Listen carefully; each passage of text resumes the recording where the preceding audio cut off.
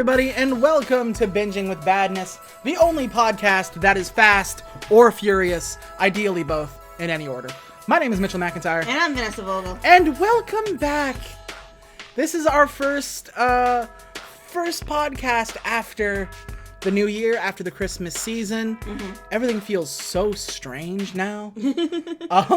Like you spend so long in Christmas mode, mm-hmm. and then you're just supposed to like turn back to normal. Shit don't work like that. They still have holiday sales. Yeah. The holiday sales have long passed, people. That's true. If you look on, it was the PlayStation Network is still doing a holiday sale, which I will take advantage of. Thank you very much. So if you are just joining us, this is, I guess you could say, the first episode in our second season? Yes. Our second season, which will be significantly longer because it'll last pretty much the year. We did as many of the Hallmark Christmas movies as we could possibly do. And now we are back with actual real movies that people would want to watch. Do they? After this one, I'm not sure. So if you weren't with us for our Christmas episode, we did Klaus, which if you haven't watched it, you should go watch it, both our review and Klaus. But at the end of it, we said we were going to mix stuff up in the new year, and we were going to start doing entire series of films to see how they change from the first sequel to the 92nd sequel. And we decided to go on what is actually, when you consider we're now doing episodes 1 a week, mm-hmm. is going to take us a while. Because we are doing the Fast and the Furious, or the Fast franchise, or the Furious franchise, or the Fast and Furious franchise. FNF? Is that just a thing? I guess. Abbreviate? Which means we are going to go all the way from, as of right now, the Fast and the Furious to Fast and Furious Presents Hobbs and Shaw, which is a good one. It's a good one, but it's also 9 movies. Up until right now, the 9th sequel, which I believe is just called F9, is not out, but it is coming out this year. Maybe! It could be direct to HBO, you don't know. That's true. It might be, God knows. HBO's been grasping at straws since Game of Thrones tanked itself. Yes, they have. But yes, so we are doing this entire series, which will eventually be co-opted by Justin Lin. But right now, we are doing the very first movie, which people might not remember. Mm-hmm. Because the series now is so far removed from what it used to be. But The Fast and the Furious, which is what the first one was called, and this is going to bug me as we go, mm-hmm. because this has the worst sequel numbering, I think, in Hollywood. I still maintain that it's Star Wars. Yeah, but it's still numbers, right? That's true. It's still Star Wars episode blank. Mm-hmm. With this, I'm gonna lay it out all for you. The first movie, the movie we're doing tonight, mm-hmm. is called The Fast and the Furious. That's important. The second movie is called Too Fast, Too Furious. Yes. Yikes. We go on to the trequel, which is The Fast and the Furious 3, Tokyo Drift. Which we've all made fun of. Yeah, which we all have. And then there was fucking nothing for a couple of years. Mm-hmm. And then we did the fourth one, which is just called Fast and Furious. Oh, we didn't throw a 4 on it? Nope. Just called Fast and Furious. Is it a prequel? Do we know? It is, actually. See, so it's not, they didn't earn, but the fifth one is also a prequel, and it's called Fast 5. Alright. Uh-huh. I believe it goes Fast 5, Furious 6, mm-hmm. Fast and Furious 7, mm-hmm. The Fate of the Furious. The Fate of the Furious? F8, Fate. I get it, but, like, what did we do? Break out the tarot cards for this one? I honestly have no idea, but it's called The Fate of the Furious. And then Fast and Furious Presents Hobbs and Shaw. Mm-hmm, mm-hmm. And then F9. Yeah, alright. One of the most baffling choices. Is it? I don't know if there's another...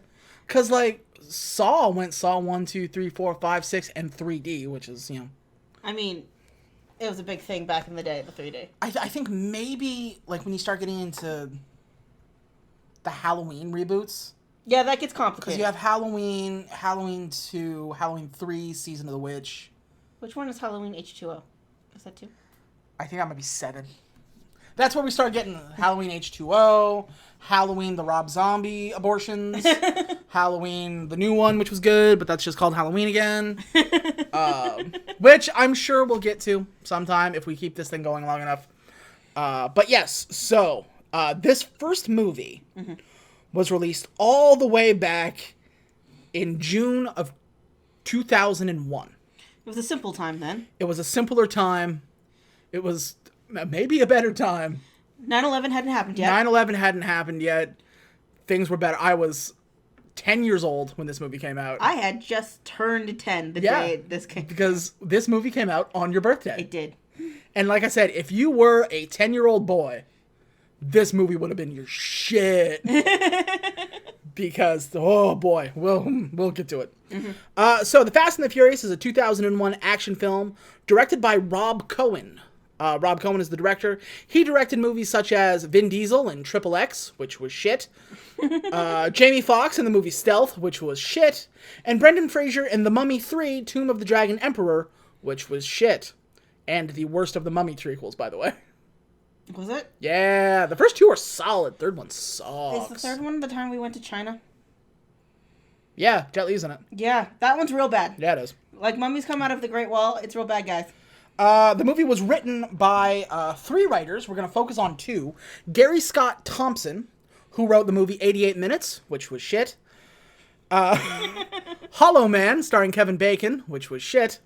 And Too Fast, Too Furious, which I guess we'll find out next week. Probably shit. Probably shit. And the third writer, and this was the biggest surprise to me, is David Ayer.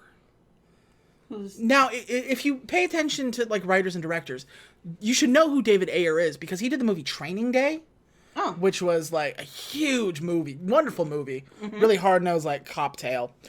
He also did the movie End of Watch with Jake Gyllenhaal and Michael Pena. Movie. Love that movie, great movie. He's done a lot of solid movies. Unfortunately, he also did Suicide Squad. What? And he did the movie Bright. What? Yeah. What if Superman but bad? No, Bright, the name redacted Netflix movie. Oh. Max Landis. Yeah. Yeah. The less said about Max Landis, the better.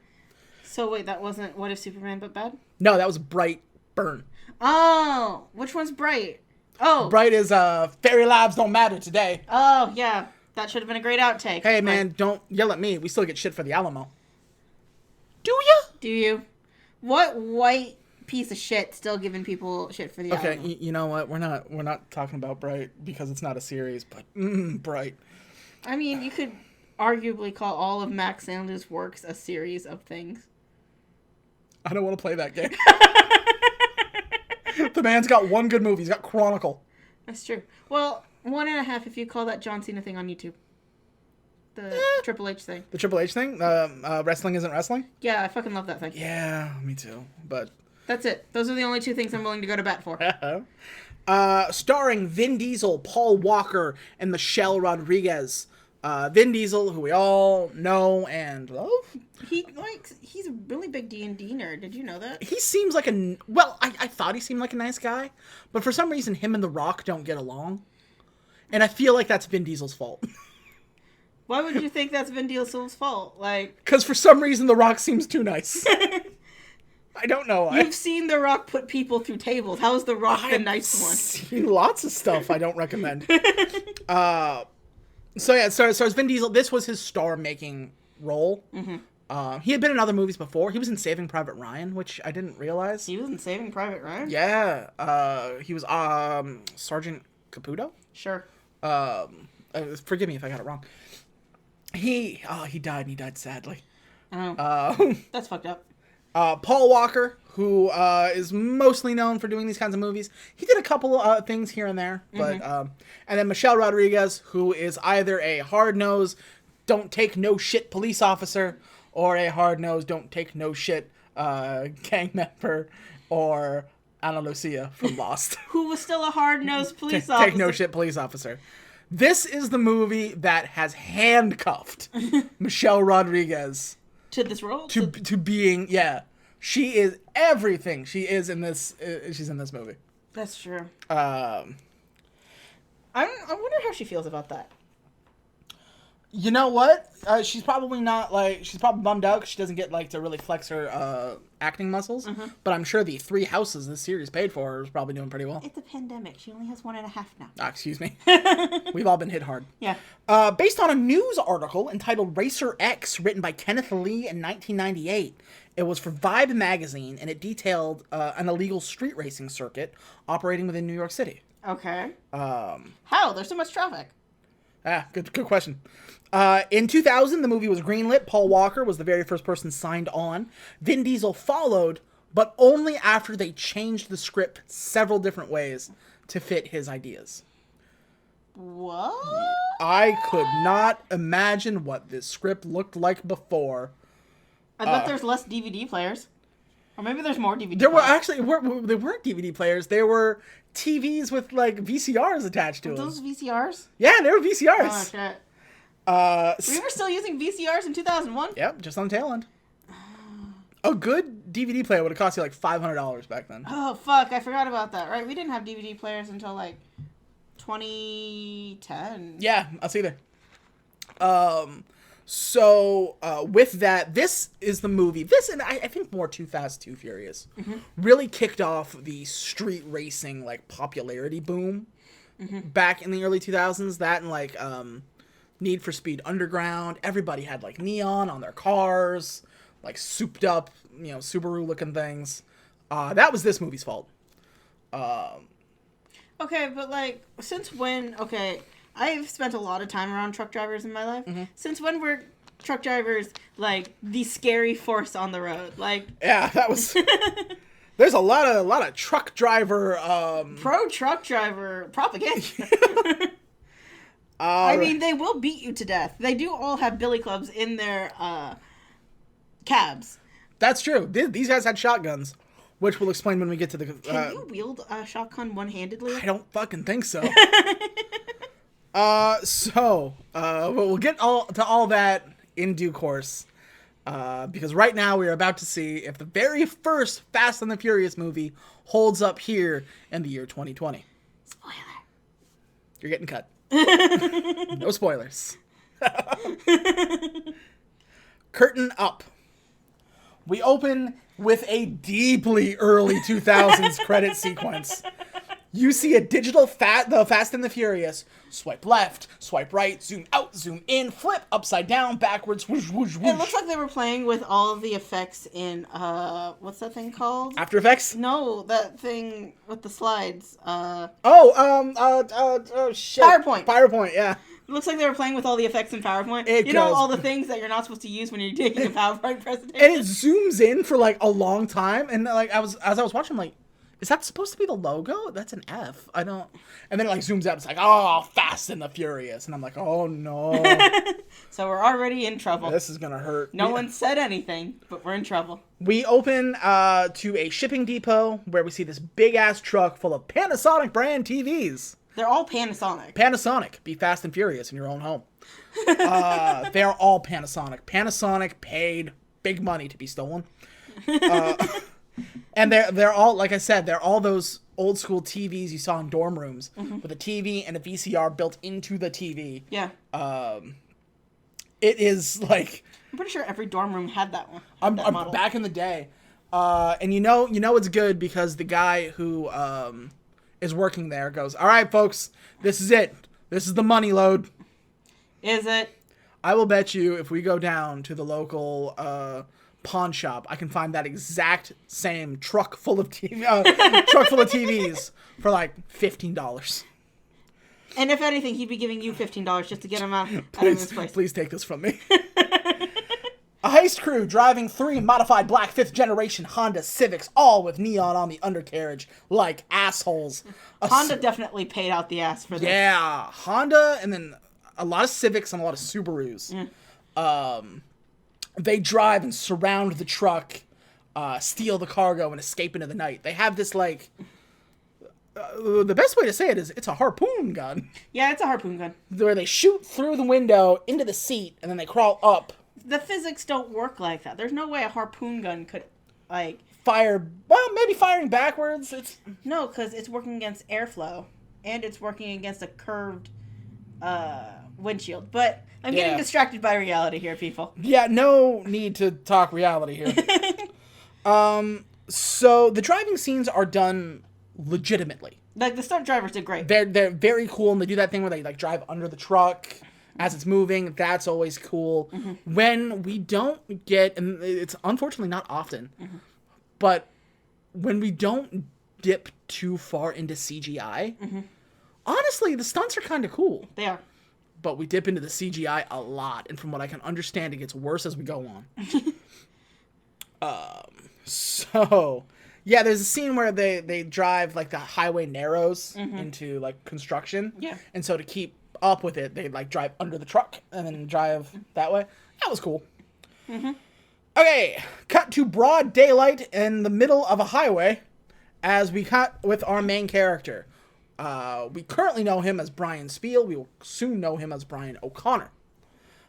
He speeds down a highway for some reason.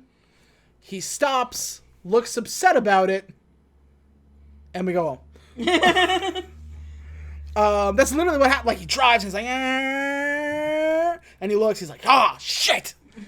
Yeah, and at this point, we don't know anything about driving, so we're just like, what did he do wrong? I thought nothing broke. Nothing's on fire. He goes to a small diner, I guess. It's like a truck, not even a truck stop, but it's like a garage with food. Yeah, it's a very strange setup where it looks like a mechanic shop, but it has like a diner in it. Yeah, called Toretto's. As it's a small diner owned and operated by Dominic Toretto, played by Vin Diesel. Brian has this weird flirty chat with Dominic's sister Mia, played by Jordana Brewster. And the rest of the crew show up to, like, check out the pretty boy. These 4 people are Vince, Leon, Jesse, and Dominic's girlfriend, Letty. Also known as Ana Lucia. Ana Lucia. We are not 10 minutes into this movie, and I think it's Vince who starts a macho bro fight with Brian and calls him the F slur. You know, the one against gay people. Yeah. And, like, not 10 minutes in, and we drop a particular F-bomb. Still PG-13. It is a sign of the times. Like, oh, boy. Well, we're not supposed to like these guys anyway. We're not. It's true. And he's like, maybe you should try a different restaurant. Go see Fat Burger. Nobody likes the food here. Fuck off. Okay, but he said it like an ad for Fat Burger. Like, you can get a burger, fries, and a drink for $3.99 at Fat Burger. And I'm just like, okay, nobody says that. I believe it's because Vince has a crush on Mia, which is loosely touched upon, but not too much. I mean, he came there every day to eat shitty tuna fish sandwich. Who goes to a diner for tuna fish? I think that was the premise, right? Yeah, that's true. So Vince gets into a fight, and then Brian fights back, and then they fight. And then I think it's Mia that's like, Dominic, stop them! And he's like, got it. But I'm Vin Diesel. This is like Vin Diesel noises. And he stops and he separates them and he gets in, like he pushes Brian away. And it's such an amazing line to start with. Brian gets pushed away and he goes, whoa, it's okay, man. He was in my face. And Vin goes, I'm in your face. He's in my face. I'm in your face. Okay.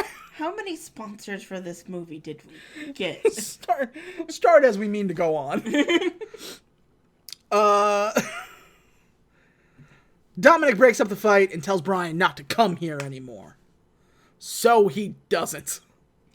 Because I believe that's the last time we see him in this diner. That's true, because who would eat anything next to a bunch of mechanical parts and oil and whatever? Yeah, it's not great. It's great if you're waiting for your car to be fixed. That's true, but I don't think a single... Even in California where it's a fucking trash fire out there, who would give you a restaurant license to serve food in a mechanic shop? Next to like axle grease. Like, who would give you that license? Brian spends his time working at a parts store that seems to sponsor Dominic in a way. Apparently, Dominic's got a running tab there. Or something. What's it? Henry's or Harry's? Sure. Whoever it is. Dominic knows him, and he's like, when he fights with Brian, he's like, who do you work for? And he's like, I work down there. He goes, yeah? Not anymore. And then he walks away like a jerk. Basically, Dominic calls up the owner, and he's like, dude, you can't do that. You're costing me money. Dominic is amazing. People race. All the kids come in here and want to get his stuff. Mm-hmm. They pay cash. They pay cash. And Brian is not paying attention. Because he's like, my car topped out at 120. That's not what we were talking about, but okay. And he's like, I need more parts. I need NOS. Give me NOS. I need my tools. I need my... Now, I haven't heard the word NOS in so long. Now, I saw that sticker fucking everywhere. Back in the day? Yeah. That used to be the coolest thing when I was in the 8th grade. What the fuck is that sticker? So NOS stands for nitrous oxide. It is not rocket fuel, as it is in this, but it essentially, it runs through the engine and causes you to gain a little bit of speed. I see. Is it real? I can't say for certain because I'm not a car guy. If you know how like nitrous oxide is supposed to work, let us know. But I can't imagine it is basically a Batmobile-style boost that launches your car several hundred miles an hour. I'm just saying, I saw that sticker for years. It was the cool thing. Boost in video games became NOS, and I remember that was like, people always talked about putting NOS in their cars, which I think is illegal. Yeah, probably. Well, that's the other thing, right? So, as they talk about it, Brian is like, I need NOS. And the owner of the place goes, no amateurs use NOS, man. They're gonna know you're not legit. And he's like, no, I need it. And then we cut to, after this, we go to a race, a late night illegal car race, which is the loudest fucking thing in the world. Yeah. I don't know how that's underground. But, like, everybody has NOS. Every single person. Every single person. What do you mean amateurs don't use it? I'm looking right at it. I imagine they're all professionals, I guess. I don't know, fuck. Also, we get to this, like I said, this underground race. And the music in the background is playing. And what is the first thing we listen to?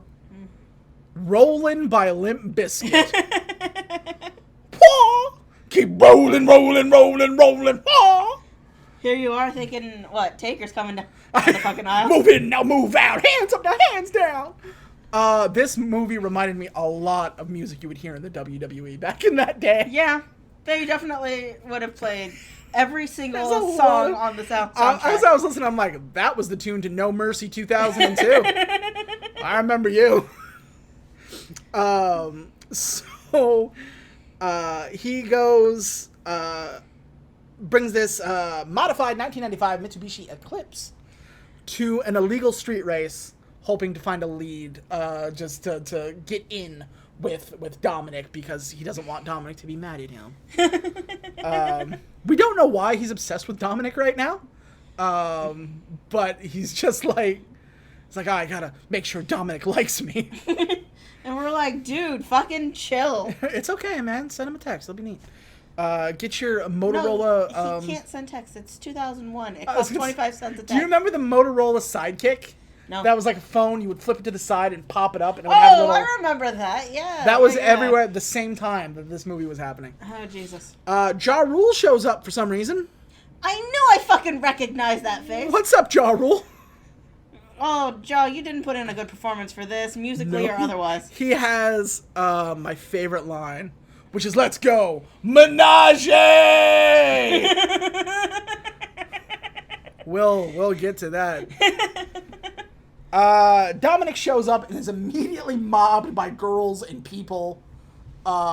Just like swarm him. He's like a celebrity here. He gets like a couple of women by his side, and Letty, played by a very young Michelle Rodriguez, shows up and basically calls them skanks. Yeah. Smells like skank up in here. Yeah, she literally smells like skank. And they were just like, whoa. And Dominic's like, we were just talking. What the fuck is wrong with you? So many things. This will be the entirety of Letty's character, by the way. Although she does get some cool shit at the end of the movie. For like, say 80 minutes. She is like a side piece. and gets like a couple of lines, but all those lines are like "step off, asshole," to prove that she's not like just eye candy. Unfortunately, she's boiled down to spicy eye candy. So, you know what? That's a good spicy eye candy. This would be the beginning of a very long career of being typecasted as this kind of character. Well, look, it got her on Lost. What else do you need? That's true. So, Dom initiates a drag race between himself, Brian, and 2 other drivers, one of them being Ja Rule, and I think, was the other Ryan Tran? Yeah, the Asian kid. Yeah, I think. I have a lot to say about one later on. I was expecting that. I'm excited to hear that. So, like I've written here, for an illegal underground street racing ring, they block off a street. Yeah. Like, there's like several dozen cars on either side. Probably 100 to 150 spectators. Yeah. Nobody's wearing a fucking mask. It's 2001. We didn't know yet. Do you get uncomfortable when you see a big crowd of people and nobody's wearing a mask? That's because they're all douchebags now. There's a little part of you. I know it's a movie and I know it was filmed almost 20 years ago, but part of me is just like, oh no. They get this race started. And this lady comes by Ja Rule's car and grabs his hand and puts it on her chest. And then she's like, "This is yours whether you win or lose. But she's there if you win." And, like, there's nobody around the car. And so we just cut to some lady in the crowd. Just waving. And Ja Rule's like, "Oh, yeah." This is the extent of Ja Rule's character. We never see Ja after this. We never see Ja Rule again. They check out Brian's car, and it's got like a ton of NOS, a ton of money under the hood, to the point where Ja Rule says, "If you're not careful, that's gonna blow you sky high." And I have written here, Dominic also uses the NOS system, but he's got 4 instead of 2, making him better. And also, I didn't think amateurs used the NOS system. But yeah, so this whole inconsistency with the NOS thing, I don't know. Because he's not an amateur, cutie. He's Vin Diesel. He's professional. He owns the roads. As you will see in the 8 successive sequels. Yeah, boy. So the race begins, and we get this like digital run through of Dominic's car as he like turns the engine, but it's CGI and it's 2001 CGI, so it's not good CGI. It's not.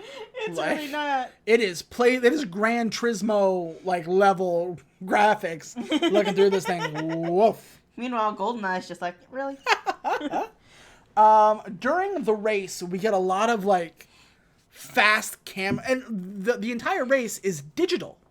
It's CGI. Is it? Yeah. I didn't notice. Outside of the very beginning, the very end, and a couple of like shots, all the cars are digital, especially on the inside. Like you look in the inside and you see out the car, and it's really badly done. And so we have a lot of like swooping camera shots whizzing by in and out, like nothing is stable, trying to create a kinetic sort of motion to keep up the excitement, but it just kind of looks silly. Brian has this computer in his car. It's a laptop, I guess, hooked up to his car. Which is a little weird, but which we only ever see once. That's true, during this, right? As the race, and it tells him how his car is doing, I guess. There's stats on it, I guess. It hits stage 1, and like he hits the NOS button, and he kind of takes the lead. Dominic, of course, is in the lead before anybody else. So like he pushes the button and he gets ahead. And then his computer starts warning him of something in the manifold is about to break. And so he goes, "Shut up!" and closes his laptop, fixing everything. And we never use that laptop again. Also, the car breaks because it was warning you of breaking of the car. Like, it was like, warning, manifold, something, something. And he's like, "Shut up." And then he hits the NOS button, making things worse. Because he decided he's going to hit the man up button. Ergo. Well, yeah, look at how that ended. Something shoots through his car, pops it, and breaks it forever. It doesn't break it forever. It still moves, but not very fast. Dominic wins. we have the moment where Ja Rule hits his NOS button and he goes, "Yeah, Menage!" And he goes ahead, and then Dominic obviously beats him. And as Dominic beats him, he goes, "No! Monica!" This is the extent of Ja Rule's character. So much is on the line. This is how we establish that things can be on the line. Like Ja Rule. Like Ja Rule and having sex with 2 women. Guide us, Ja. Guide us, Ja. Sit the bar, Ja. So, shock surprise, Dom overtakes them right before the ending and wins the race. Then Vin Diesel gets a monologue. Like, and it occurred to me here that this is the longest I've ever heard Vin Diesel talk uninterrupted. Because, like, even in a lot of his movies, he gets, like, 1 or 2 lines, very quick, very short, because you don't want him talking for very long. Basically, Brian comes up and he's smiling. He's like, "Haha, yeah, and he's like, "What are you smiling at?" He goes, "I almost had you, man. I almost had you." And Vin goes, "Almost had me. Almost had me." You know what, man? It doesn't matter. And he goes into it like, you could see the script as he's talking. Like, it's so unnatural. And he even does that, like, "Almost had me. Did you hear that, man? He almost had me." Well, and this is where you get the big, it doesn't matter here. An inch or a mile, a win is a win. But yeah, I'm sure Vin Diesel is a fine, upstanding individual. Yeah. But, like, you can't do monologues, my brother. When he talks, you can see the acting. Like, you don't like, that's Dominic Toretto. That's Vin Diesel as Dominic Toretto. Like, so,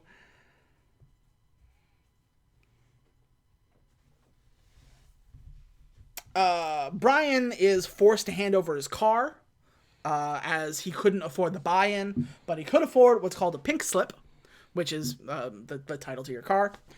But because he broke it, Vin Diesel's like pointing out all the stuff he fucked up and like, now I gotta add more money into this car. But before Brian can hand it over, the police show up and they all scoot away.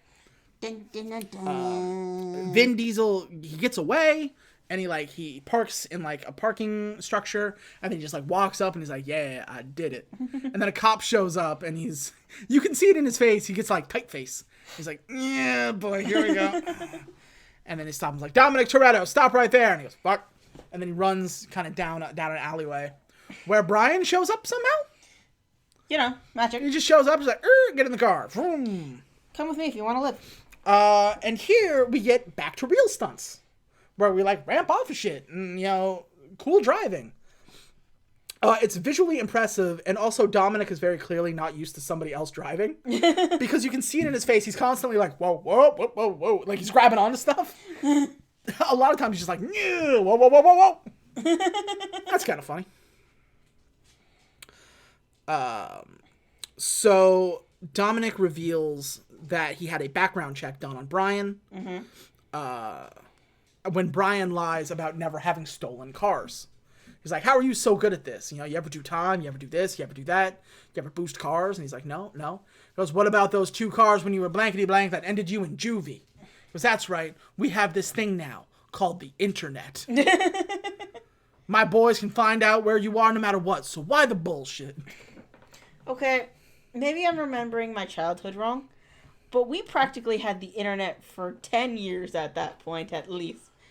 I feel like it was really becoming ubiquitous in the early 2000s. Was it? Yeah. We had it in the late 90s. We did, but I don't think people really realized what it was capable of. Like, at that point, it's still basically magic, That's true. I mean, once you guys figure out AIM, your life is over. You don't have to call your friends. And then texting becomes a thing, and it's just great. Like, you never have to talk to anybody if you don't want to. Government. So Dominic admits that he did 2 years in Lompoc prison, and that he'd rather die than go back. There's a lot of those kinds of lines. This is toxic masculinity, the film, right? Like, yeah, you mentioned that. I win. Like, break this down real quick. Like, this is about street racing with muscle cars, about a guy who went to prison and another guy who's a cop, but an undercover cop who doesn't play by the rules. Yeah. And they're all getting hot babes. Like, what the fuck? This was at the time where we didn't really realize. I mean, I think we realized it, but it wasn't. It was accepted back then. That's true. We just need an older guy with a porn stash, and we've had a complete monopoly. Like, yeah, it's true that. So as we were driving home, a bunch of guys on motorcycles show up for some reason. And then Brian is like, "What the fuck is this?" And Dominic goes, "It's gonna be a long ass night. That's what." One of them takes out a gun and tells them to follow them. And so we move, and we turn into Chinatown. Oh, boy. And they ask why Dominic's here, because apparently they had an agreement that his gang would take a certain part of the city, and then this gang would take another certain part of the city.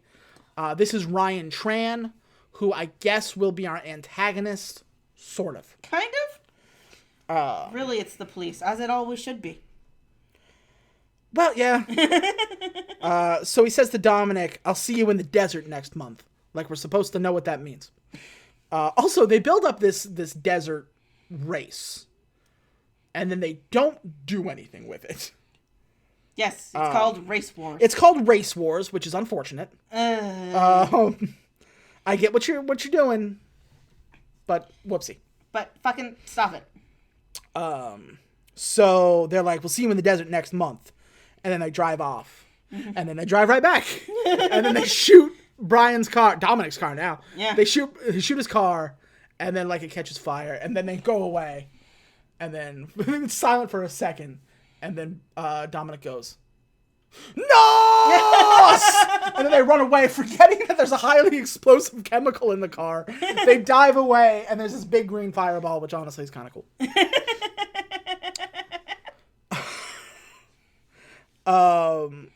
So they start hoofing it, because what else are you gonna do?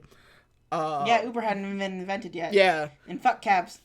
So they start walking, and apparently their relationship was between Dominic and Ryan Tran. It was a deal that went sour. Also, he fucked his sister. So, you know.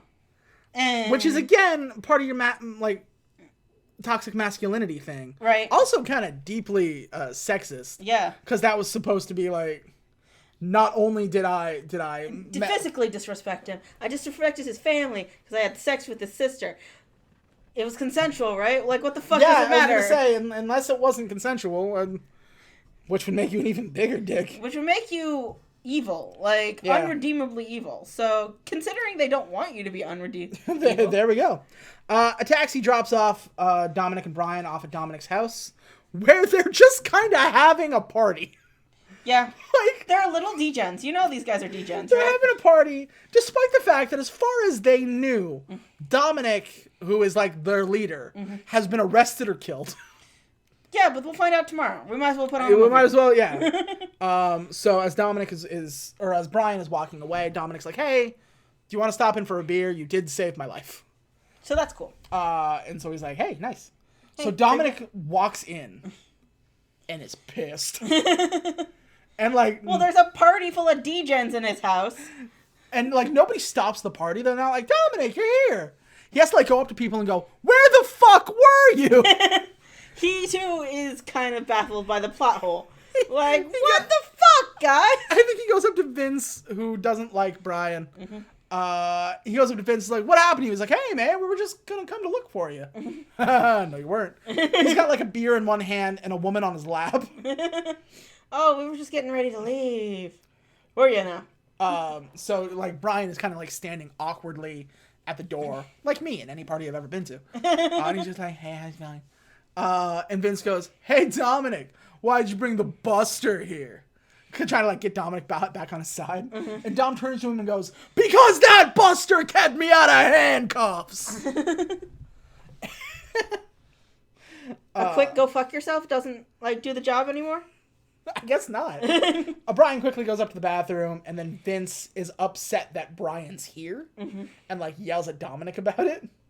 And Dominic is having none of it.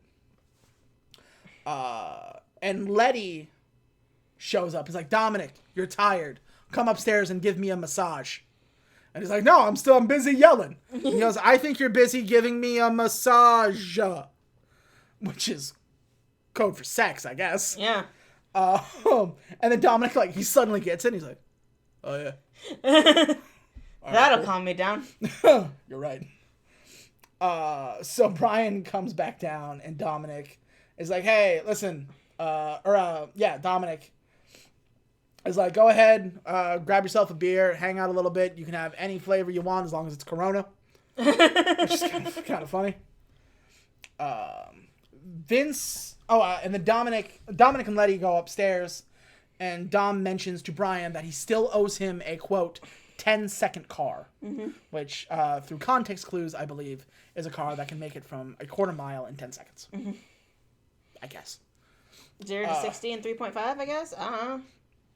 So, as Brian just kind of, like, awkwardly hangs out, Vince shows up and tries to fight him because men.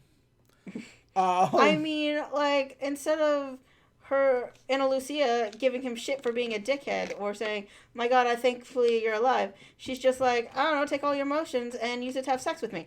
Like, what kind of masculine nonsense do you think a woman would do that? That's true. Wow, you're angry and throwing things. That's a turn on. So Mia has to break them up. Mia is Dom's sister.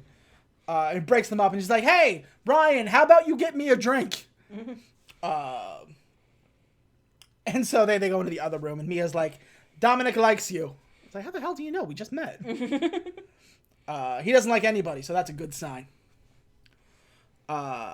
So the next day, Brian is just driving, I guess, for work, when he gets pulled over by the LAPD. They arrest him, they slam his head against the door, it's a whole big thing. They shove him in the car.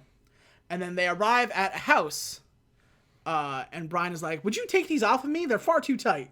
He's like, sorry, man, I had to make it look real. Brian is an undercover cop. Dun, dun, dun. Which, for some reason, was hidden to the audience. Despite the fact that it's in the trailers. Like, we know that. Yeah, like... That's the plot. It's on the cover art, guys. He has been brought in to stop a series of truck hijackings that we saw at the earlier part of the film. Every time a truck gets hijacked, they leave streaks, tread marks. And they all match a certain tire that's used in the street racing syndicate, of which Dominic is the head of. So naturally, they kind of figure Dominic is the head of it all. But Brian doesn't think so. Because, well, he thinks Mia's hot. And Mia is is Dominic's sister, therefore it cannot possibly be Dominic. Well, like, one cop calls him out on that, and he like, was ready to throw hands or yeah, whatever. Yeah, it was. This movie... If Monster Energy drink turned itself into an Axe-style aerosol spray... That's what this movie smells like. How do you smell loud and annoying? It is just like, there is douche just like dripping off of this film. Yeah, every dude is a douchebag. But like, when you're young, and this movie is not, it's for like 13, 14, 15, 16, 17, 18-year-old teenage boys. Yes, aimed towards teenage boys. Yes. And if that's who you're aiming for, this movie aims for it. Yeah, it hits the target. And it hits the target, of which I'm not really a part of anymore. But like, as I watch this movie, all I can think, it's like, don't any of you have a job? Like, I don't want to assume, but take some showers. I just... I bet you wear a lot of Axe body spray. Like, you know. Use Speed Stick. It ain't expensive. Read a book. Read a book. and that's, you know. Yeah, boy. It is that kind of movie. Although it's not the most annoying film I've seen in this kind of ilk. Mm-hmm. Is it still Transformers? Well, yeah, that's a bad one. But like, we're talking about movies that came after this that tried to cop this style. There's like a movie called Torque. There's a movie called Supercross. That kind of take this style, this energy, and do it worse. Well, they thought they were doing it better, right? But yeah. So to keep up with Dom's good graces, he brings this like busted Toyota car. And Dominic's like, what in the hell? And he's like, I owe you a car, right? And he goes, yeah, you owed me a working car. This is great. This is a garage, not a junkyard. And he goes, check the engine. And the engine's good. Yeah. I guess. Well, they pop the hood and the hood comes off, which is a good start. Which I've watched my father work on cars, and I financed some of that working. And I'm here to tell you, that alone is going to cost you $500. Yeah. So basically, he's like, we'll work on this together. We'll hang out. We'll make you a new car, and this will be super good. Mm-hmm. And Dominic's like, great. If you don't work for Harry, you're working for me. Mm-hmm. Just like you're part of the crew now. Come on. Ian. Okay. Side note: he lives in Harry's automotive shop. Yeah. Like, when he goes into that back room and washes his face, there's a bed in there. Mm-hmm. There's like 700 NOS stickers. Yep. There's so many. We gotta acknowledge the fact that he works in an automotive shop, like very much an automotive part shop. Yeah, we don't, like after this, he doesn't really work there anymore. No, he does, because he screws the what's-her-name in the shop. Mia, this is true. So, like, he's just cool with Dom and Brian are a thing now. And as Dom goes to leave, Mia turns to Brian and goes, he owns you now. That's a little unnerving. There's this little tweaker kid. This was Jesse. And he works for Dominic, and he's very good at computers and figuring out the apex items to make a car as good as it can be. He's got a little computer program that he figures out what this Toyota is going to look like once they fix it all out. Yeah. He says he was like, I was never good at school and stuff because I got that attention. And Brian goes, attention deficit disorder? He goes, yeah, that shit. Something about engines calms him down, and he can work through them and like create the best car out of the parts they have. I don't think he has ADD. I think he's just on the spectrum. Could be. Honestly, the kid's kind of endearing. Yeah. So we have this sort of montage where Brian ingratiates himself into Dom's like growth, his life. And Dominic sees this gang as a family. Like they hang out, they have barbecues, they have get-togethers and see movies. They're not a gang, they're a team. They're a team. They're a gang. Yeah, they're a gang. But they hammer on it. That is, they're not a gang, they're a team. So Brian decides to sack up and ask Mia out on a date. And he's like, hey, we should go out sometime. And Mia goes, I'm sorry, I don't take my brother's friends. And Brian goes, wow, that sucks. He takes it like a man. He goes, yeah, that sucks. I guess I'm going to have to kick his ass or something. Cause, so, I think it's Vince. Vince comes in. Yeah. And he's like, hey, baby, how you doing? How about we go out on a date and you love me? And well, no, he calls what's his name there, Brian, a hooker, and that's true. Makes some pretty transphobic comments, and then Mia breaks out the good stuff. Do you want to hit it? Yeah, she was just like, that good restaurant you wanted to take me to for the candles and the good food, and he's like, yeah. Hey, Brian, you're taking me to that restaurant on Friday, 9:00. That good for you? Yeah. Vince gets real pissy. Yeah, he leaves like a little bitch. He leaves like a little bitch, and then this is never talked about again. But like he runs, and he's like flipping stuff, and he's like throwing stuff like an asshole. Like stomping through movie night. Mm-hmm. We're trying to watch a thing. I think it was like a Bruce Lee film. I was trying to figure out what it was, but it seemed fun. So one night, Brian begins investigating into Ryan Tran and his group because he believes that they're behind these truck heists. And so kind of like he sneak in, and he gets blindsided by Vince, who knocks him on the bonce, and he gets dragged through, and Vince and Dominic are staring at him, and Vince says something which is very strange to me. As he's dragging, you can hear Brian go, ugh. And he moans like a cop. What a strange way to say that. How do you know that? Out of context, I still want to know how you know that. Out of context, into context, around context. In the neighborhood of context. Yeah. How now, Bronco? So Brian, like, gets up and he's staring at, like... Well, he's staring at Riddick. Because, Diesel comes out of the darkness, like... And he goes, now, Brian, this is one of those occasions where you have to be very clear in what you say. What are you doing here? And Brian is not very clear what he's trying to say. He's not very good on his feet. Because he literally goes, oh, what am I doing here? What am I doing here? I'm here to investigate his garage because they came into our parts store and bought good stuff, and I wanted to see all the good stuff they got. And Dominic's like, you mean to tell me that you're going to come in here and check out everybody's garage to see what they have so we'll be, we'll know what's going on for Race War? And Brian's like, yeah? And Tom goes, get in the car. We're going for a drive. And then they drive to another garage. Which I guess... Never go to secondary locations. I guess basically Dom thought, that's a good idea. Let's go.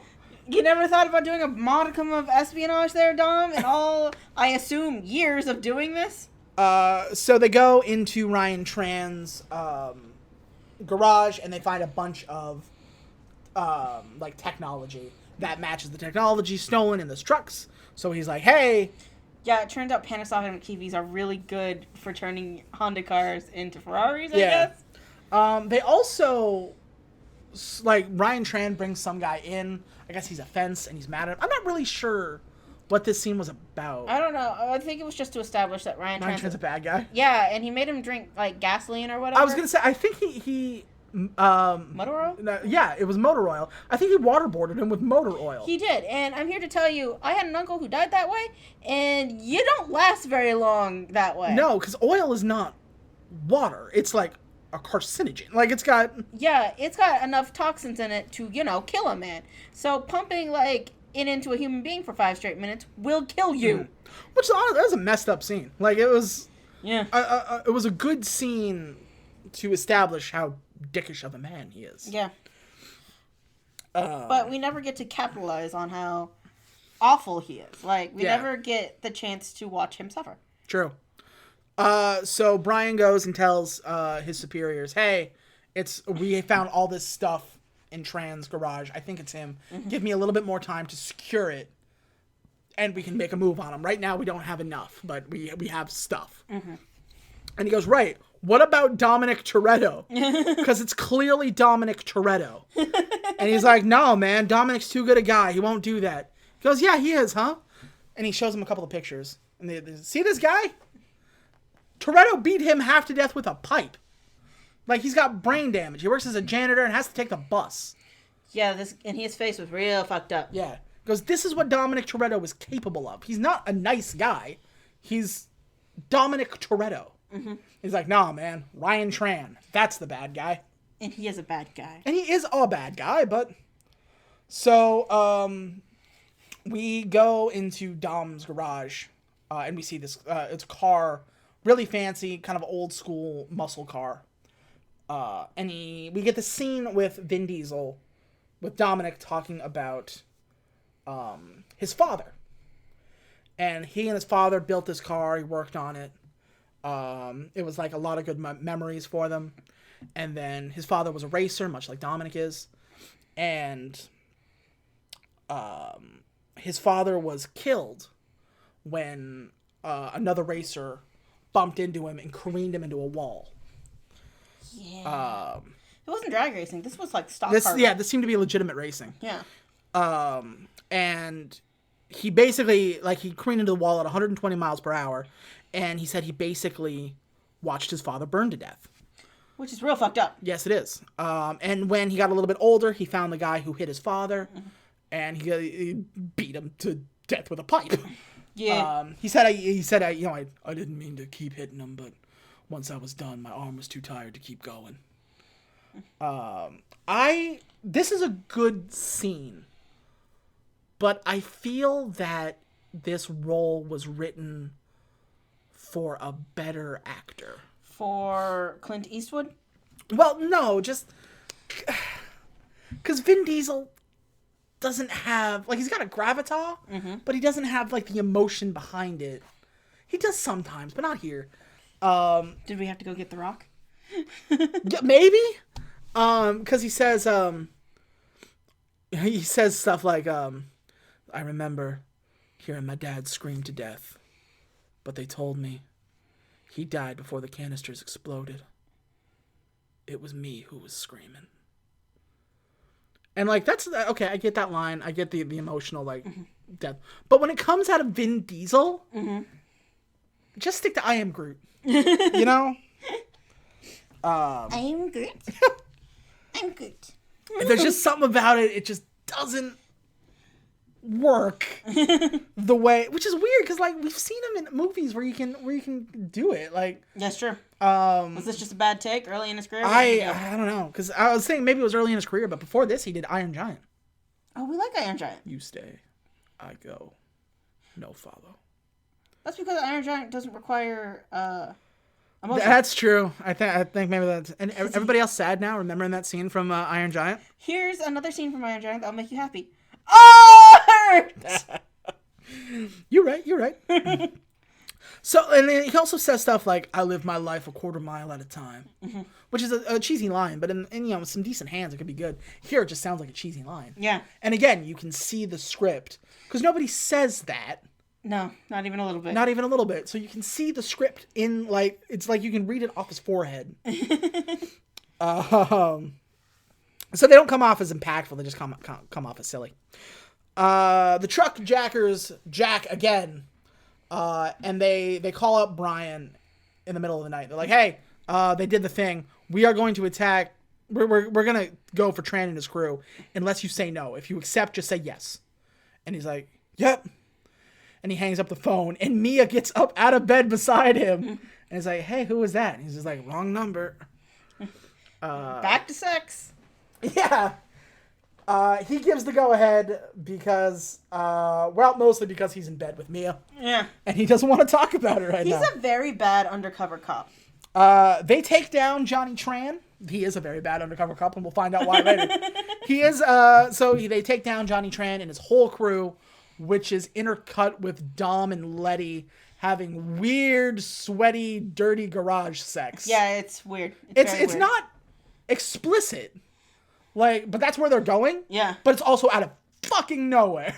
Well, yeah, I got nothing for you on this front. Like, it literally is just like, they go in and it's like a military operation. Yeah. You know, they're in SWAT gear and everything. And it just cuts to Dom and Letty in the garage.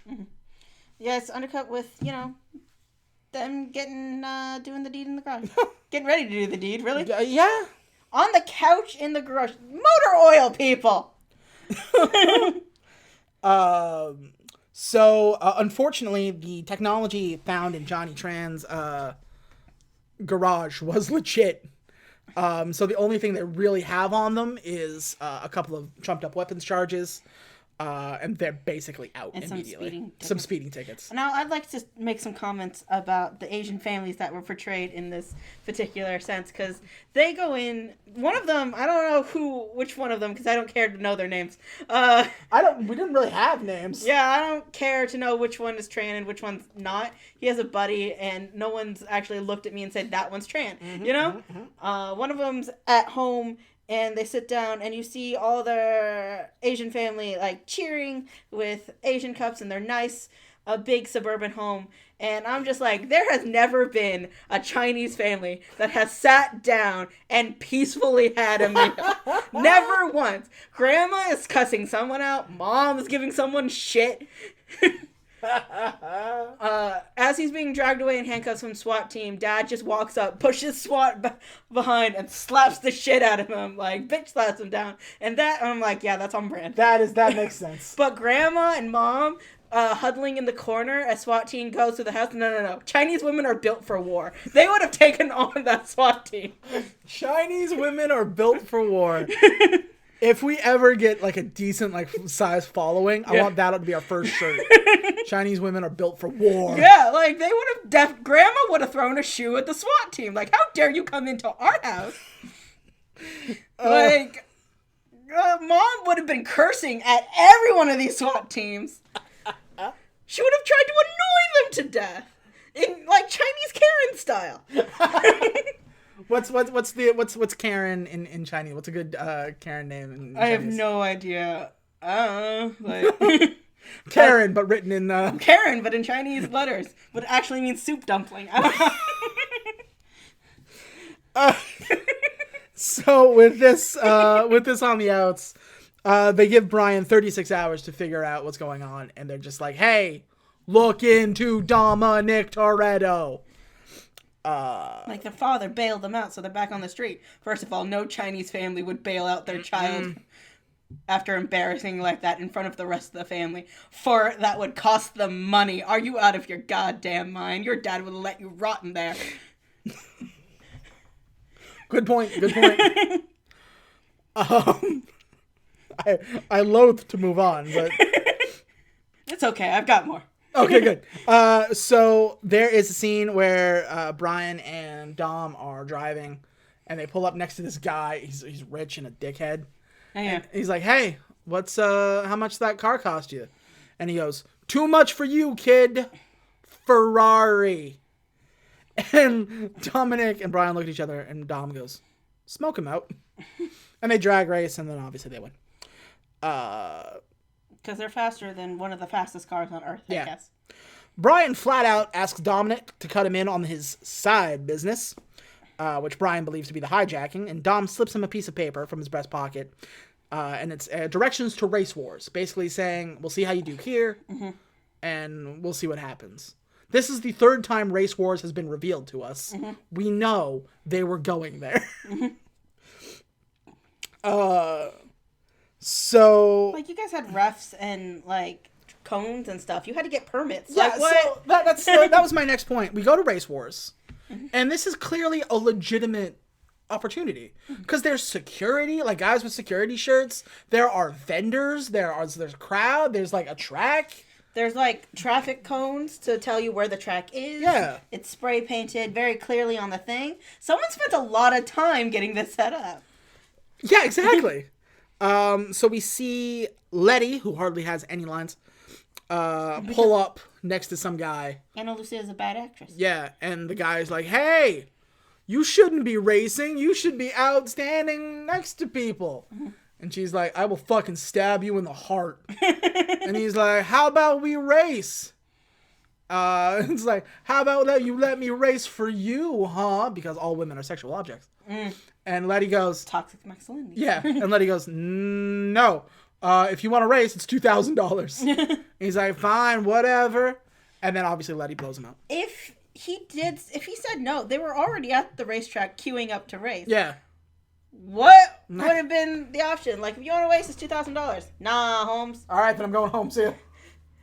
Like, this was your race anyway. Like, what the fuck? Jesse, that little tweaker kid from earlier, shows up with his dad's car and gets into a race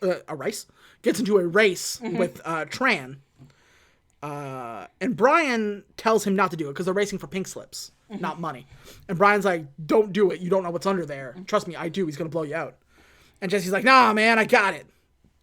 It's just like, "From my dad." It's from my dad. But your dad's going to go back to prison once he gets out, when he finds out you gambled away his car, and he's going to beat you to death. Yeah, speak of the devil. As they race, Jesse blows his nos too early, and Tran beats him handily. And then Jesse runs. And somebody calls Dominic. He's like, "Hey, Dominic, Jesse fucked up huge, and now he's coming for his car." And so Dom's like, "I guess I'm gonna punch a guy." And I have here Tran accuses Dominic of selling him out to the police, so Dominic punches him in the face several times because men. Yes, this happens. Dominic continues to shout as they're being pulled apart. Dominic shouts, "I never narked on nobody! I never narked on nobody!" Okay, buddy. Okay. Breathe, Pylon. That night, Dominic and Vince drive off in the middle of the night, in the middle of a party. Mm-hmm. As Mia asks them repeatedly not to, and Brian realizes that, hey, maybe I should look into Dominic being the heist guy. And so he goes up to Mia and he's like, "Hey, Mia, where are they going?" And she's like, "I don't know." He goes, "The whole truck thing. I know about the truck thing. Where are they going?" And she's like, "I don't know. Why are you so, like, fucking asky all of a sudden?" Mm-hmm. And she's like, "I'm a cop. I'm here to arrest people. Where are they going?" Because, and this is just kind of thrown out there. Mm-hmm. He's like, "The truckers have guns now." Yeah, okay, so earlier in the film, they were all like, "We can't keep the truckers at bay much longer. What are we going to do?" And I'm just like, they're truck drivers. All I got is billy clubs. What the fuck are you talking about? Yeah. It's like, the truckers they're coming armed. They got weapons now. And then the police are going to be waiting for them. We have to make sure, like, we have to warn them, I guess. What? And so, yeah, so this is where stuff gets weird. Turns out truck drivers are just bigger meter, what's those people called with the motorcycles? Something Angels? Hell's Angels? Hell's Angels. They're bigger meter Hell's Angels, I guess. Pretty much. And so Mia is just like, he's like, "I'm a cop. We have to figure this out." And Mia's just like, "Drop dead. You betrayed me." And he's like, "Drop dead, you're a cop." Yeah. And she's like, "Be mad later. We have to figure out now." He's so bad at this. So the shock surprise, Dominic Toretto is the head of the heist ring. Yeah. You know, the thing your superiors told you to do from the beginning. Like 15 minutes into this movie. And so they do the thing where they shoot the harpoon into the window, mm-hmm. and then Vince gets up and starts like going hand over hand crawl, and then gets shot at by a shotgun. Yeah, so this guy somehow has an automatic one-handed shotgun. It is a double-barreled shotgun. Yeah. How the hell? How are you? And the truck never goes off road. Like, it is very almost. I don't even think it drifts into the other lane. It doesn't really, no. So with one hand you are driving, and the other hand you are reloading, aiming, steadying a double-barreled shotgun. Yes. And also firing with decent precision. Because as Vince is climbing up on the thing, he's ducking, getting shot. Uh-huh. And like he's shooting at Vince, and he's shooting at Dom in the car. Okay, but like there's a really easy solution to this, because trucks are 10 times heavier than any car on the market. True. Which means if he wanted to hit the gas and curb stomp Dom into a pancake, he could have. Could have, but he never does. Or if he wanted to stop the truck entirely. That's true too. He could have ripped the cord out of Dom's car, and then he'd be boned. Also, this scene goes on for, what would you say, 10 minutes? Yeah. There is not a turn. There is not a curve. There is not another car on the road. At all. And no. I understand there's going to be a certain sense of suspension of disbelief for this kind of thing. Yes. But, wowie. This is the freeway, by the way. Like, they said it was the highway, like, 124 or whatever, in California. Is there a highway in California that isn't perpetually clogged with traffic? I don't know. Californians, could you let us know? Because from what I hear, the answer is no. A resounding no. So, unfortunately, Vince is kind of like hooked in. I don't really know what he's hooked to. He's hooked into the harpoon. He's hooked into the harpoon, and he can't get himself unhooked. Because he's a dumbass. Because at some point, because Vin Diesel keeps telling him, unhook yourself. Yeah. He's like, I can't. Because he grabs onto the cord, and as a dumbass, he wraps the cord around his arm, and that's why it's all fucked up? Yeah, and that's why his arm gets increasingly fucked up. Yeah, so he's basically, and this thing's got to be like tough, like razor wire. Mm-hmm. So like his arm is all wrapped up, and he's trying to get himself unhooked, and Dominic can do nothing because he's pulling up. He's like, jump. He's like, I can't get free. And you can see, like, props to Vin Diesel, because he's getting steadily and steadier, more like, how are you this dumb? Jump! I can't. I'm wrapped up in the wire. You wrapped yourself in the wire? Who asked you to do that? So Dominic, his tire gets shot out. So he can't keep up. Letty comes in, who was driving behind them. Letty comes in and takes Dom's place and does that cool under truck driving thing. And now, like, she replaces Dominic in the thing, and he's like, jump, I'll catch you. And the truck careens into her, knocks into the front of her car, and she flips up and out off of the road, spiraling into the dirt outside. Yeah, if this wasn't a movie, she'd be dead. I was gonna say, somehow, through the grace of fucking God, she survived that crash. Yeah, she just crawls out of the car. She crawls out, but to their credit, she's not, like, back in the fight. Like, the next time we see her, she's slumped over in the car after the whole ordeal. She's bleeding, and Dominic's just like, we'll get you to a hospital. Hold on. So, you know, that's something. So Dominic's car gets far too shot up to keep up with the truck. Luckily, Brian and Mia are behind the whole thing as he kind of replaces Letty and cuts up behind Vince, and they pop off the roof of the car, which is just fucking littering. Brian goes and he jumps like a superhero, getting Mia to take the wheel. He jumps and he unhooks Vince from the thing and saves his dumbass. And then they jump back, and then they drive off, and then the truck goes. Vince has been shot.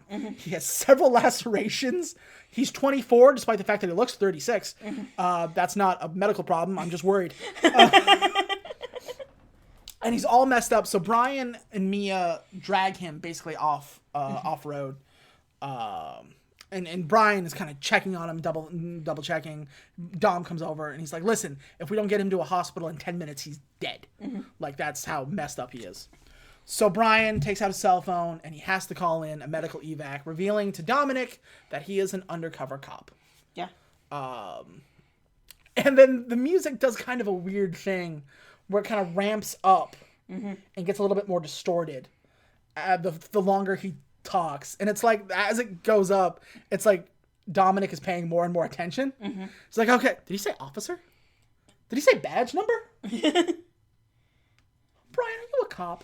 He's going into shock. Oh, right. Yeah, there's a point where he stops, and you can see Brian go, he's going into shock, we have to do something. And he's like, fuck, right. So a helicopter comes in and medevacs Vince up and out. Question, why didn't Letty also get medevaced? Good question. Your girlfriend is bleeding, probably internally, in the backseat of your car. Yep. And there is a medevac right there. You didn't want to be like, BT Dubs, my girlfriend is also bleeding to death. Could you take two? We've had a rough day. So yeah, you're right. I didn't even peg that. So Vince gets up and taken, and then Mia is caught between Dom and Brian. And she kind of like looks at Brian, who's like sadly standing there. And he looks at Dom, who is yelling inaudibly. And then she goes with Dom, and then just Brian is standing there sadly in the field. No, no, no, no, no. A sad little Brian. No, no, no, no, no. By the way, remember that whole race war thing we were talking about? That's done now. The whole reason we were there was for this Jesse losing his car thing. Yep. Because, in case you forgot about that, which I did. Okay, so we go to Dom's house. Yes. And he's got his father's car. Uh-huh. I should mention that up until now, Dom never drove his father's car. Yeah. Just out of respect, I guess. Or out of fear. Because he mentions... He's like, you know how fast my dad could have did the quarter mile in this? 9 seconds. And Brian asks, what was your best time? He goes, I haven't driven it yet. Because I'm fucking scared of it. Which is kind of a nice moment. Yeah. But then he just takes it out, and I guess he's done because he's driving it now. So Brian comes up, he's got his gun pointed, and he's trying to arrest Dominic. And Dominic's like, A, I've got a shotgun, don't be stupid. And B, I have to go save Jesse. So if you have to leave right now to save Jesse, yeah, you left in the middle of the night to go do this truck raid. It's daylight now. Yeah. So how come you have to do it right now and not 6 hours ago when it mattered, when it just happened?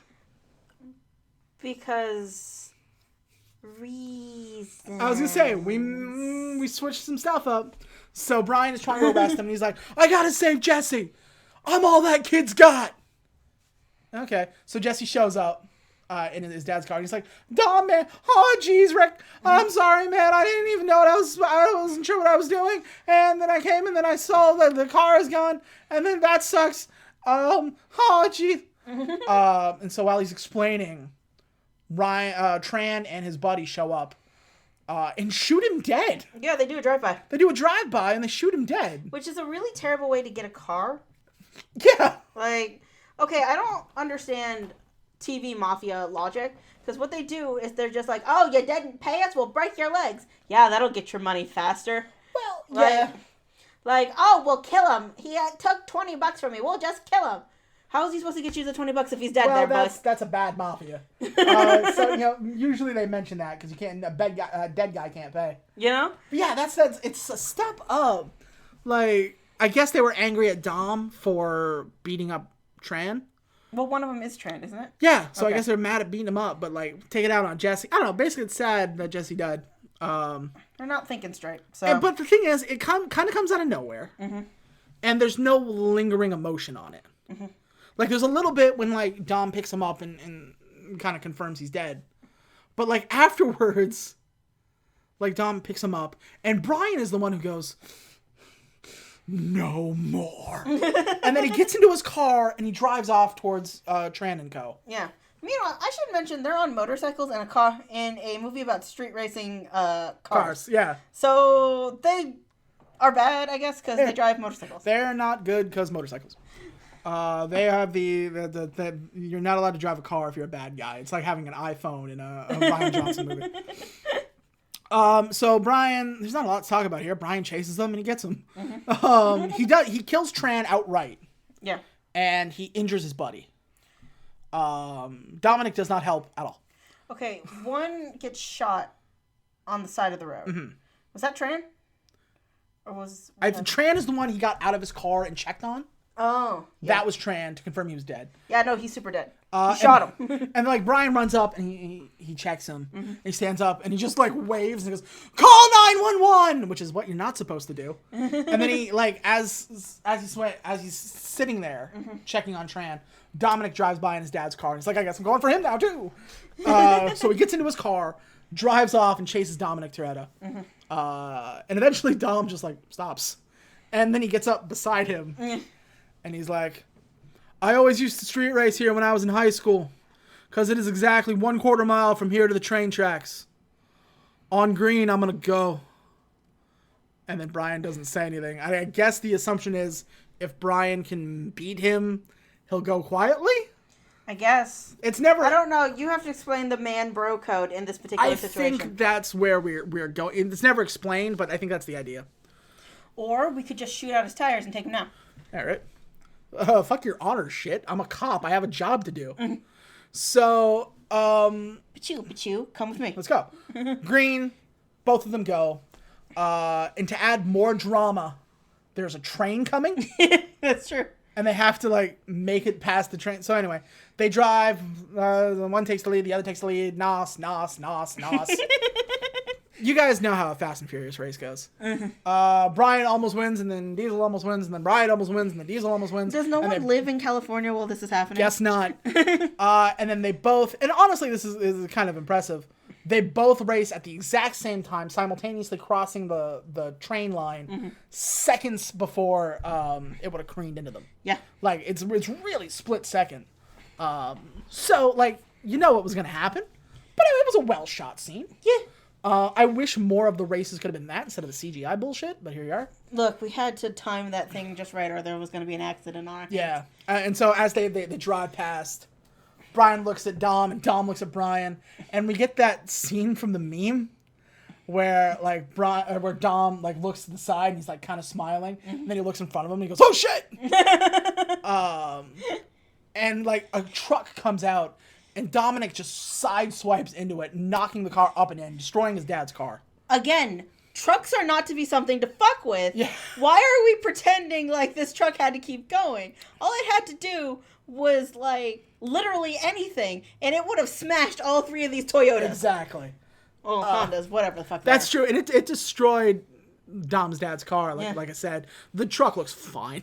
Yeah, because trucks are monsters. So Brian gets out to see if Dominic's okay. He's like, Dom, are you okay? And he picks him out, and Dom goes, "That's not what I had in mind." Fair enough. You're right, buddy. Hey, you're right. So they get him out. Dom can stand for some reason. Mm-hmm. And they hear in the back the sirens are coming. And Brian stands there. And Dom's just like, fucking, you got me, dude. Mm-hmm. And then Brian hands Dom the keys to the car he was driving. Mm-hmm. Because I still owe you a 10-second car. Do you, though? He flips him the keys. Dominic escapes in the car while Brian walks away in slow motion before the credits roll in. Dominic and his family get away. Who knows what happened to Letty, Louie, and Vince? We assume they're still alive. Jesse's dead. Ryan Tran is dead. Brian missed out on the arrest, presumably losing his job because he let all the bad guys go and didn't accomplish his deed in 36 hours allotted to him. Nobody's happy. Curtain down. Mia has found out she slept with the enemy. Yeah. So... And her home is shot up. Yeah. So here's where things... That should have been the middle of the movie, not the end of the movie. And I believe maybe they're prepping for a sequel, but if I'm not mistaken, nobody from this movie except for Paul Walker is in the sequel. Not even Vin Diesel. Not Vin Diesel, no. That's why he didn't do as well. I'm supposed to say, we come to these movies to see Vin Diesel, don't we? Yeah, so we'll have to see when we get there how that goes. But that is the original The Fast and the Furious, as told by Ginger. What'd you think? Like, this is a high-octane male fantasy. Kind of a bit of a nightmare, but male fantasy. It's literally high-octane. Yeah, that's true. It says quite a bit, doesn't it? Yeah. This movie was played a lot on Spike TV. And I can see why. You can tell why. And like you said, it's one of those turn your brain off movies because you have to. Mm-hmm. But it's... for all we know, Letty is still bleeding out in the back of his car. I was going to say, like I said, we don't know what happened to Letty. We don't know what happened to Vince. Louie fucked off forever. Jesse is the only one we saw actual consequences for because he's dead. Louie? The other one who kind of looked like Vince. He didn't do anything, which is why we didn't talk about him much. Oh. But he was just another one. Another one. Ja Rule definitely fucked off. Ja Rule did nothing. But he made a terrible song for the end credits. That's true. It's literally just Ja going murder, murder, murder, murder. Well, yeah, because he's a Murder Inc. But I remember, in the song you hear, Too Fast, Too Furious. I'm like, that's where they got the title. I thought the song came after the movie. No, the song came before. So, yeah, it is it's a dumb movie. It's real dumb. It's dumb. But it also does...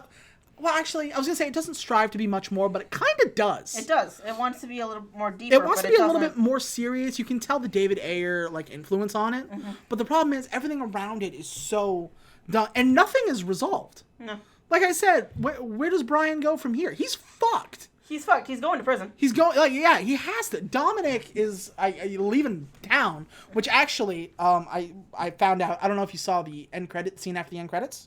There's a Avengers scene, which is to join the Avengers Initiative. In the post-credit scene, Dominic is seen driving through the Baja California, Mexico, in a 1970 Chevrolet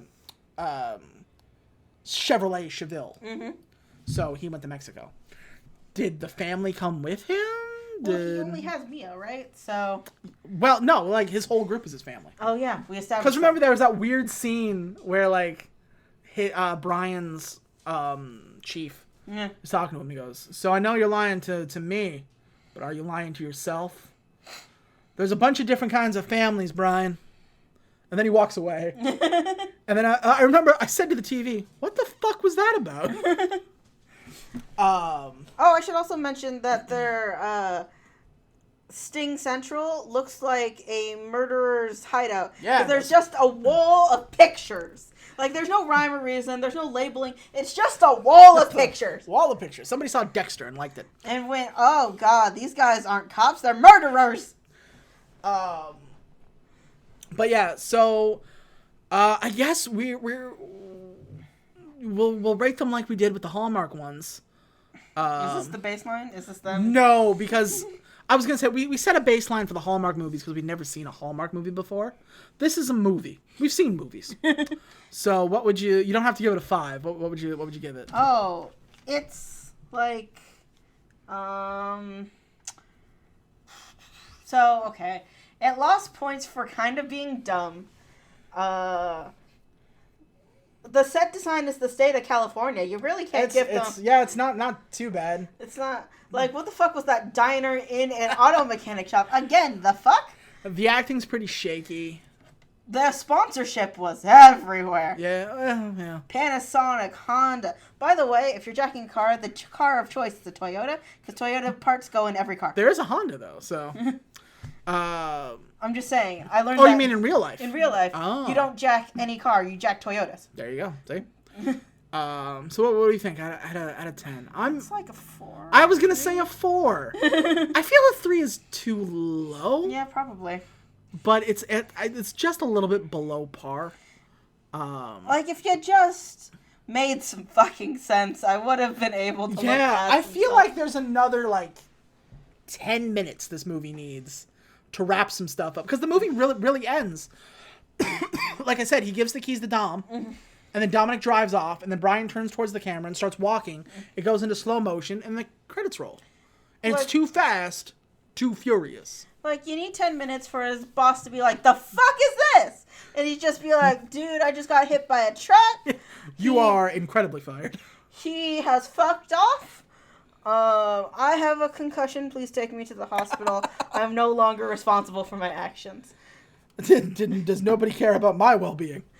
Then for them to say, well, we got Tran, and it looks like he did all the things, but there's still a warrant out for Dominic. Fucking told you so. You know? Like, yeah. That's the other thing. Like we said, they said go get Dominic from the beginning, and you just didn't. I mean, you had him.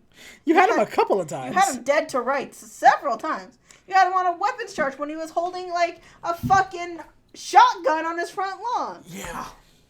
Does he have a permit for that? Doubt it. Probably not.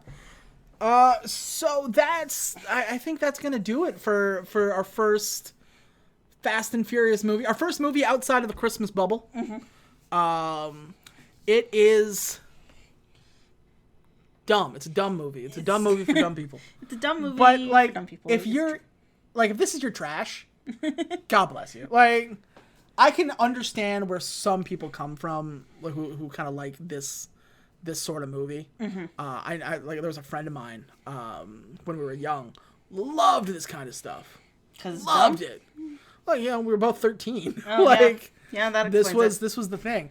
It's a movie for 13-year-old boys who would dig this kind of movie, and if that's you, great, man. Thanks for watching. Sorry we say fuck so much. Don't repeat what we say. Sorry. To your I guess family. sorry I say fuck so much.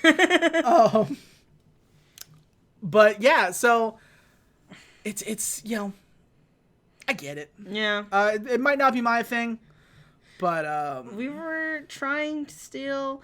I don't understand why we were trying to steal a bunch of Panasonic. That was the other thing, right? TVs. So he does mention. Were we fencing them? Was that the deal? Brian mentions hey, there's no way you can pay for the amount of stuff underneath your hood just selling parts and slinging food. You have to have a side business. What is it? And then obviously it's the trucks thing. Mm-hmm. But we never see them sell the trucks. What do you do with the actual trucks? You can sell the stuff inside. What are you gonna do with the fucking truck? Yeah, what are you gonna do with the fucking container? Don't trucks have GPS on them? GPS on them? Yeah, they even back in 2000? Yeah. They've got the equivalent of a black box in them because people keep trying to jack trucks, Yeah. So anyway, we're adding too much logic in the movie that, let's face it, doesn't deserve it. But you're gonna say a 4? Yeah. I'm gonna say a 4 too. Which is Not great. Not great, but it's not the worst movie we've ever seen. Still looking at you, mom, who made out with the photographer. I was gonna say, like, if we're not gonna throw it into the big list of Christmas movies that we had in the last couple of episodes. I don't know. The fact that mom made out with the photographer at her was just son's thinking- wedding is a really stupid movie. I was gonna say those are bad, but like, I was wondering, is there a Hallmark Christmas movie I would watch over this one? Yeah. And I was thinking like, I would prefer to watch Christmas with the Darlings over Fast and the Furious again. Maybe, I don't know what that says about me, but Timeless Christmas, like. Yeah, that was dope. We were gonna watch, and then there was none. A Hallmark And Christmas they wouldn't movie, let us find it. and then they took it away from us. Still mad. Anyway, so yeah, that is us for this week. Join us next week as we I don't know when this is gonna go out. Monday, I guess. Join us next Monday as we take a look at the sequel to the Fast and the Furious, Too Fast, Too Furious, with the number 2. Yes. Oh boy. When we're making fun of sequels, are we making fun of Fast and Furious? Yes. The thing is, like, so this set off the street racing is cool thing. Yeah. By Too Fast, Too Furious, they knew they were cool. So, like, they added, like, a lot of little stuff to it. It's gonna, oh boy. I think we're in for a much worse time. So, okay, I have a question. Is he busting a different gang? I don't know. He shouldn't still have a job. He shouldn't. But I believe... Is he still an undercover cop? Yeah, I believe Paul Walker is still in this movie. He is. Read the little snippet that they put on the posters. Like, Okay. in a world In a world. where car racing isn't dangerous. Oh, okay. So I'm just going to read the first sentence here.